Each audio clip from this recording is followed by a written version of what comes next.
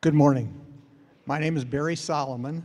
I was diagnosed with Parkinson's about 6 years ago. I'm a retired CPA, and I currently serve on the board of directors for the South Dakota Parkinson's Foundation.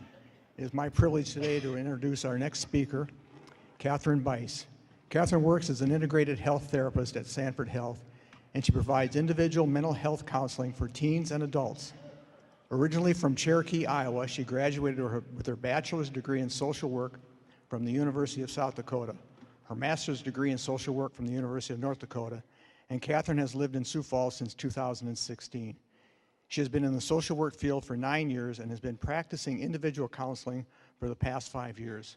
She serves on the board of directors of Mosaic Arts and Events and enjoys volunteering her time to further the growth of the arts in Sioux Falls. In her free time, she enjoys reading, spending time with her fiancé Charlie, as well as their friends, family, and their 2 corgis, Clark and Ramona. Please help me welcome Catherine Bice as she presents on Parkinson's and mental health. Not all symptoms shake.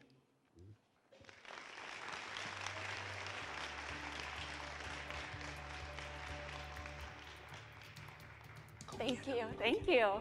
Hi, everyone. I hope you don't mind.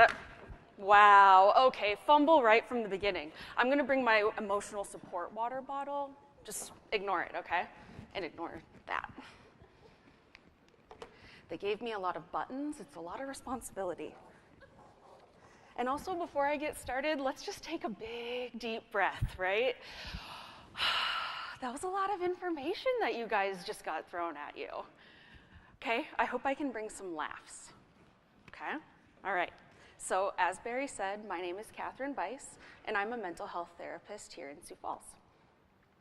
Today, we will explore some of the invisible aspects of Parkinson's, starting with stigma, moving into self-care, and ending with resources that you can hopefully take with you today. Scouts honor, I'll do my best not to cut into your lunch too much longer, okay? I'm gonna keep this snappy. But before we fully dive in, I would like to get acquainted with you all as my audience. With a show of hands, who in attendance is a person living with Parkinson's, or a PWP? Hi, thank you. All right. All right, now who in attendance is a PLWPWP, a person living with a person with Parkinson's? Hello, hi caregivers. Okay, here I have a diagram that highlights one of the very first theories that we learn as social workers, which is person and environment theory. Today, we are going to be focusing on the 2 innermost circles, having the person who is diagnosed with Parkinson's as the self, and people like family, friends, doctors, and counselors represented by that middle circle. Throughout our time today, I'm going to encourage you to turn to those around you or the middle circle for strength and support. I'm pleased to say that I'm a part of someone's middle circle, and selfishly, that's why I'm here today. All right, the amazing Solomoninskis. So I asked you all about yourselves, so I think it's fair that I share a little bit about myself, right? Once I marry that handsome fella in like the top middle, not the guy holding the baby, that's my father-in-law. Once I marry that guy in the top middle, I will be a Solomon. And if you've ever been to an annual walk and seen a group ranging in age from 2 to 72 wearing bright yellow shirts, that's us. And I'm sure you can kind of get the idea as to why our team slogan is, "Are you not entertained?"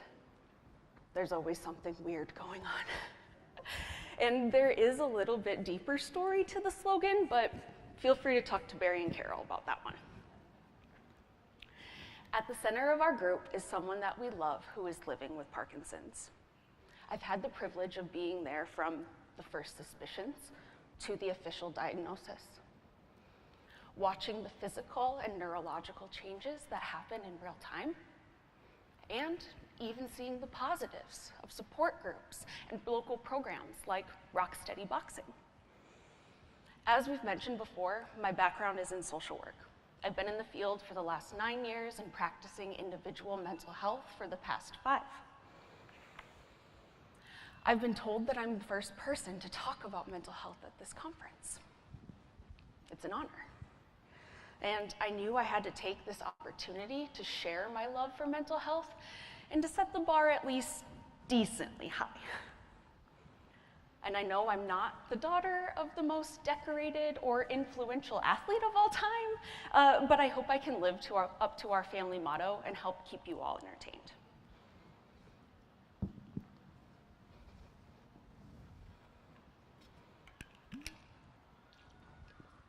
All right, this is a quote that I stumbled upon by Jane Goodall that I found when I started researching for today.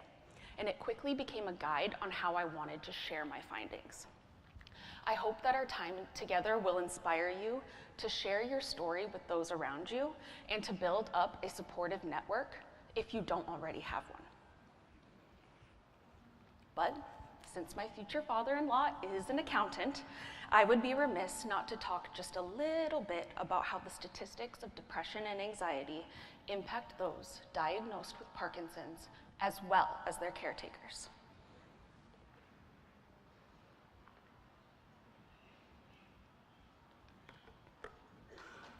Research estimates that at least 50% of people with PD will experience some form of depression during their Parkinson's journey. Up to 40% will experience an anxiety disorder. For context, national averages are considerably lower, with depression impacting about 8% of people and anxiety disorders impacting about 19%. This highlights why the Parkinson's Foundation considers these to be the #1 factors impacting the overall health of people living with Parkinson's.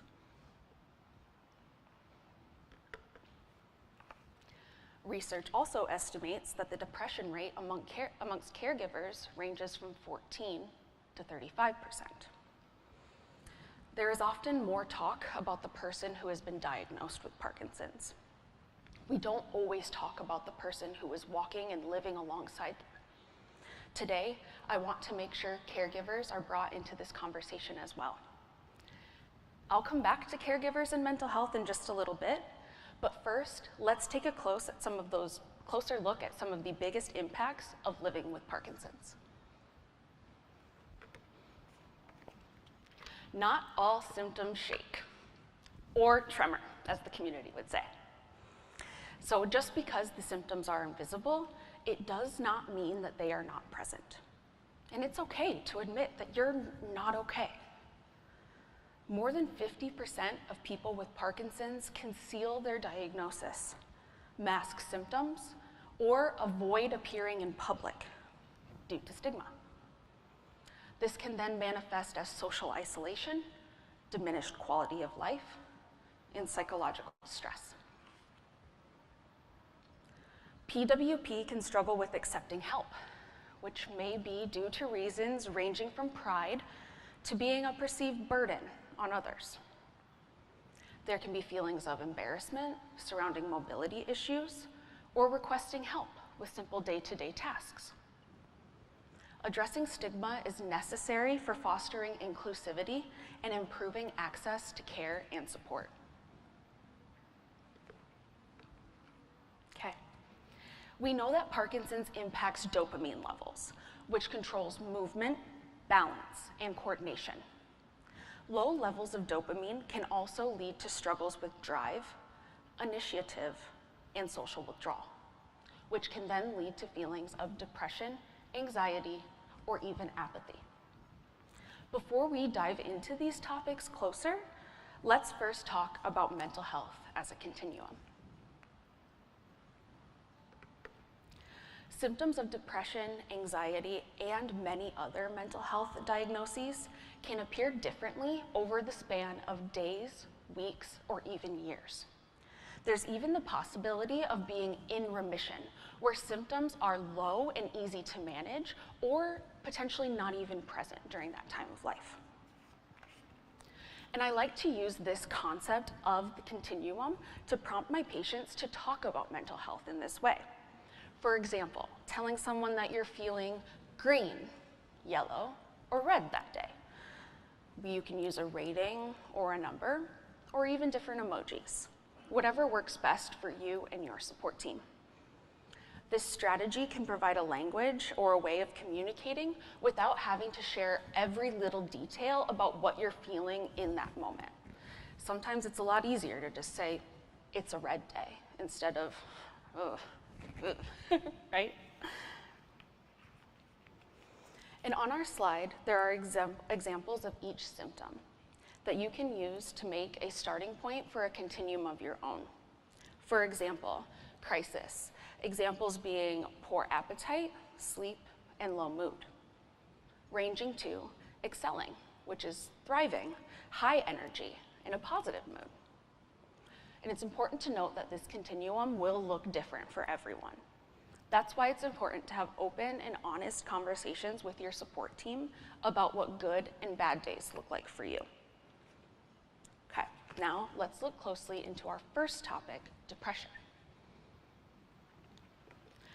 Okay, when we are dealing with depression, we can really start anywhere on this cycle, but for ease today, we will start with feeling depressed, which then can often lead to low energy, fatigue, low motivation, which leads to decreased activity, withdrawal, and even avoidance, which then can result in feelings of increased guilt and hopelessness.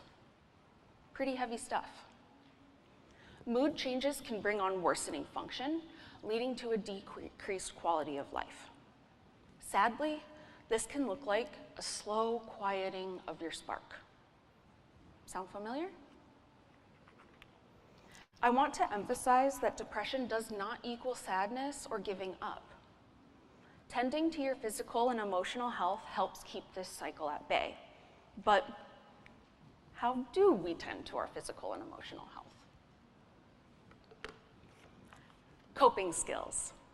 We all know what they are, but we don't exactly all have them or use them. Without effective coping mechanisms, depression can feel all-consuming, making it difficult to go about daily life.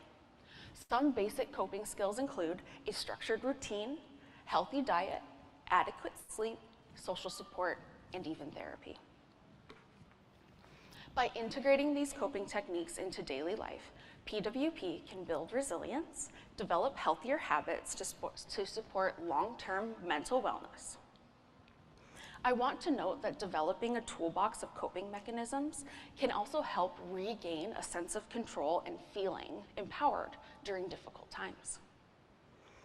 One symptom that may seem like depression, but is actually its own thing, is apathy.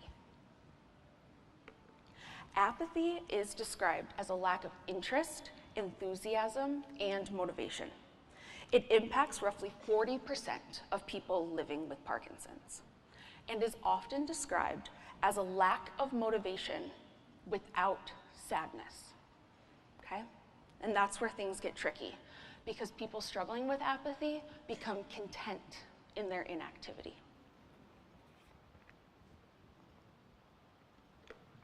This can show up in three main areas.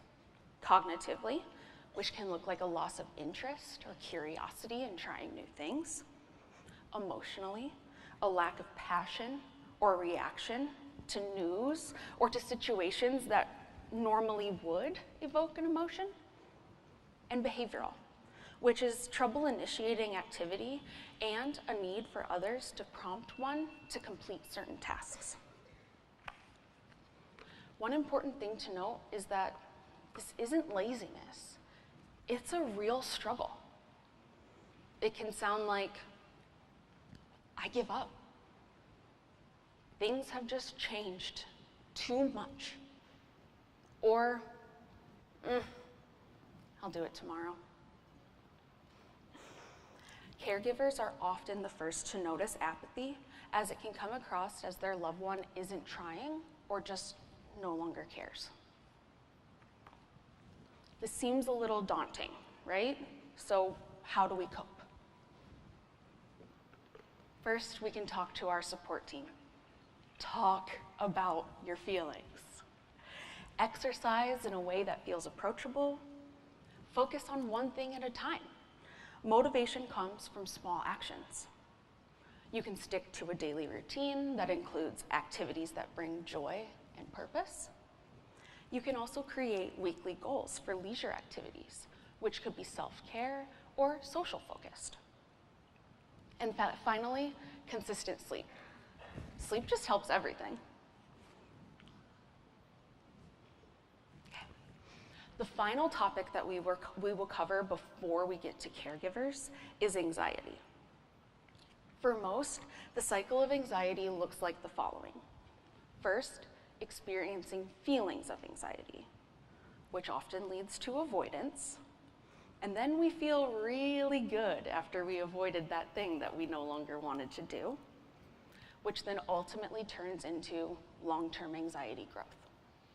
And this cycle could go on and on and on unless it is interrupted. Gaining a Parkinson's diagnosis may lead to increased feelings of anxiety and loneliness, which can lead to isolation due to stigma. Sound familiar? Uncertainty can also arise as it is not known how the diagnosis will impact your quality of life. One piece of information that I found while researching from the Parkinson's Foundation is the concept of off periods, where dopamine is increased due to medications, but the effects can then wear off in between doses. When this happens, symptoms of anxiety can worsen. In talks with my father-in-law, I've come to understand that this can be a real challenge to navigate. Okay, so I feel like you guys are understanding my formula right now, right? How do we cope? First, get enough sleep and talk about your feelings. Do you think these are like probably the two main things that I tell my patients to do? We can talk with our loved ones, relax with hobbies, eat right, and exercise. Once again, very similar to coping with depression, but another helpful tip that I like to give patients is to create a menu of sorts of enjoyable activities. This can reduce decision fatigue and help you get to feeling better faster. Implementing coping skills can reduce your symptoms to a more manageable level, help with regaining emotional balance by calming the nervous system, and giving you the opportunity to practice how to meet anxiety with a little bit more patience, understanding, and flexibility. Okay, so we've talked about depression, anxiety, and apathy, and how they both affect people living with Parkinson's and their caregivers. Now I want to take a moment to focus on those caregivers because they play such an essential role every step of the way. I'm going to take a minute to get these slides back in order.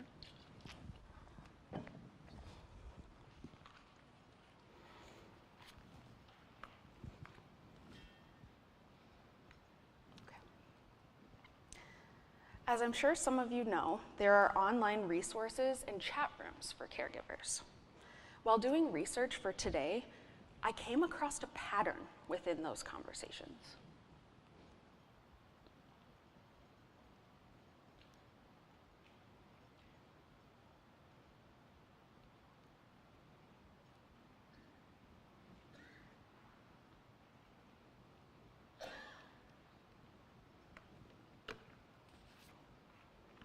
As I mentioned at the beginning of our time together, the depression rate for caregivers for those with PD ranges from 14 to 35%. There are changes to life as you know it, like moving at a much slower pace, increased hypervigilance, and concern about falls. I've even heard it compared to having a new baby in the house and needing to be on high alert. Depression and anxiety are common amongst caregivers because you're not just the support, you're the planner. You fell in love with a partner, not a patient.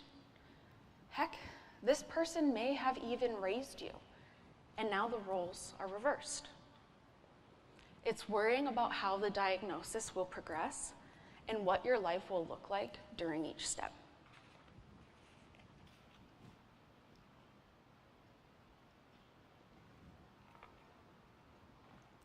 The caregiver who made this original post describes their feelings surrounding watching their loved one's symptoms worsen. They note working with a counselor and having a group of friends, but they just don't really understand. The tricky thing about caregivers and finding adequate support can be the conflicting feeling of not wanting to come across as complaining, but still needing your own help and support. And sometimes support groups just aren't the right fit for everyone. So we discussed hypervigilance in the moment, but what about predicting decline? One other thing experienced by caregivers is anticipatory grief. Anticipatory grief is defined as grief that occurs before a loss. This can be experienced by both caregivers and those being cared for. So, how do we face this reality head on? We can find out what to expect, acknowledge our feelings, seek support, which may be professional, create a space to say what you need to say. Finding a network of various people with different perspectives can be extremely beneficial. We can practice self-care and try not to put our lives on hold, which sounds a lot easier than it is. Shortly, I will talk further about counseling and the various benefits. For caregivers, counseling can provide emotional support, practical advice, and assistance with access to resources.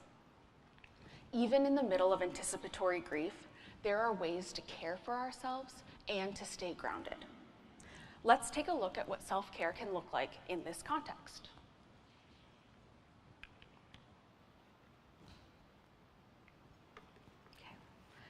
I chose this image because it reminds me of Petals for Parkinson's, and that just put a smile on my face. So let's take a look at each individual petal. First, we'll start with physical. Once again, quality sleep, nutrition, consistent exercise, and even personal hygiene. Sometimes just putting on pants and brushing your teeth is a win. Emotional, we can reflect on our feelings, lean on our support team, and have a positive mindset focused on growth. Once again, talk about your feelings. Spiritual, we can find solace in the beliefs that give our life purpose and meaning. People or social self-care, it's beneficial once again to have various groups. For example, you will have a much different experience at a Parkinson's caregiver support group as opposed to speaking with your friends. And lifestyle, following healthy routines that can help you work towards goals, relaxation, and feeling fulfilled in life. But it's okay to have that fried chicken sometimes. It's all about balance. So why should you listen to the things that I've been talking about, right? Why take the advice from little old me? There are benefits of this, I promise. In the short term, you can see reduced stress levels, increased self-worth, and an overall feeling of belonging. In the long term, there's management of chronic conditions, healthier relationships, reduced burnout, and an overall improvement in quality of life. When we think about self-care, we often think about things that we can do on our own. But sometimes self-care also means reaching out. This is where counseling comes in.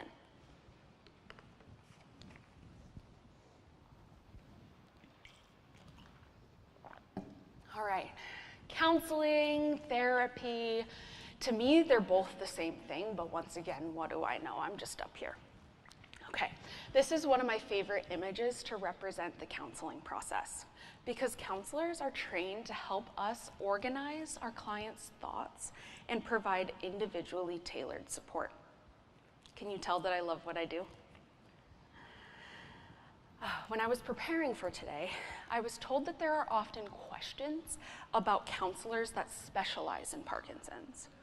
And while there's not an official list, in just a couple of minutes, I will talk about some key phrases that you can look for if you are starting to search for a counselor. One point I do like to emphasize to clients is that from day one of our training, counselors are taught that we are not the perfect fit for everyone. That would be insane. So it may take a couple of tries to find the right person who just gets it and can provide the adequate support that you need.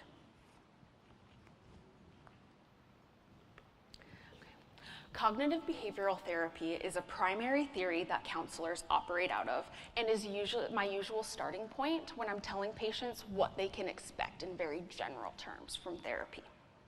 This process looks like evaluating the client's thoughts, feelings, and behaviors, and looking at how they all impact one another, and then once again, providing individually tailored coping skills. It's important to note that different counselors are trained in different things, which can come in handy when we're searching for a counselor. So what are those terms? What do we look for? Okay, and where do we start? So my favorite place, psychologytoday.com. It's like Amazon, but for counselors. And some filters that we can use include chronic illness, geriatrics, not that I'm calling you old, spiritual, religion-focused, depression, and or anxiety. You can even filter by insurance, okay? So note to all you over 65s out there, Medicare covers 20 visits a year. Pretty cool. One point that is not on this slide that I wanted to note is telehealth. Especially after the pandemic, the vast majority of us counselors have access to telehealth, which can be very beneficial on inclement weather days, since we do live in South Dakota, cold and flu season, or on those days where mobility just isn't really an option.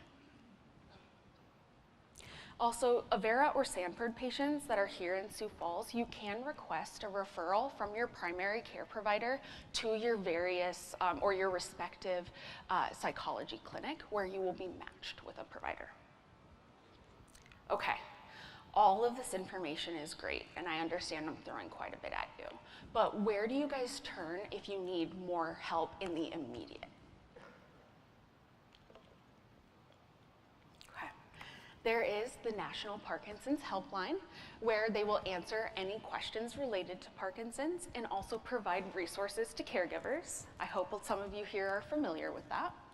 And there is also the Helpline Center, or 988, where if you just dial 988, you can receive someone on the other end of the line, trained just like me, who will talk to you via phone or text. There is also the South Dakota Parkinson's Foundation, which offers various support groups throughout the state, including men's, women's, and caregiver support groups.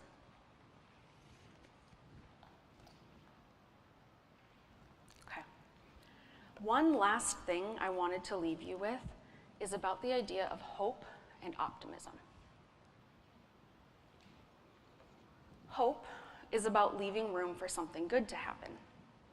Optimism is trusting that even in difficult moments, things will still work out. In the context of Parkinson's, for both those living with it and those caring for them, hope and optimism can make a meaningful difference. Thank you.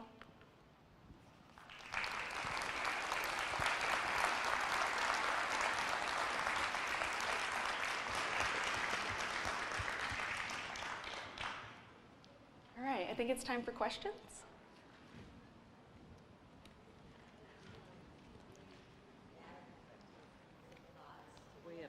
Yeah?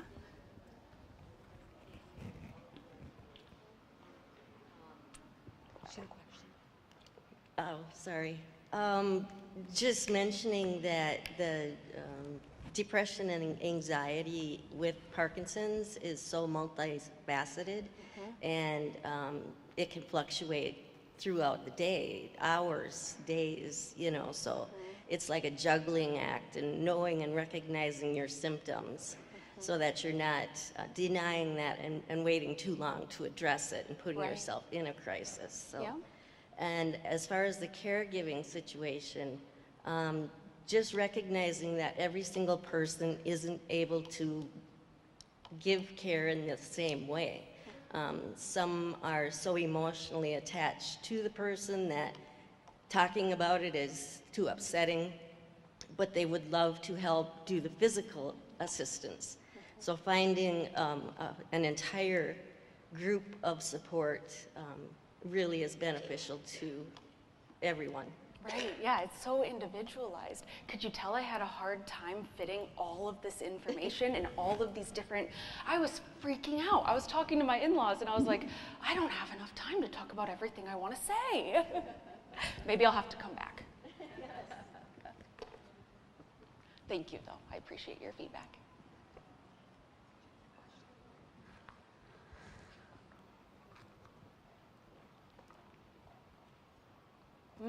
Feels like maybe we're all just antsy for lunch, huh?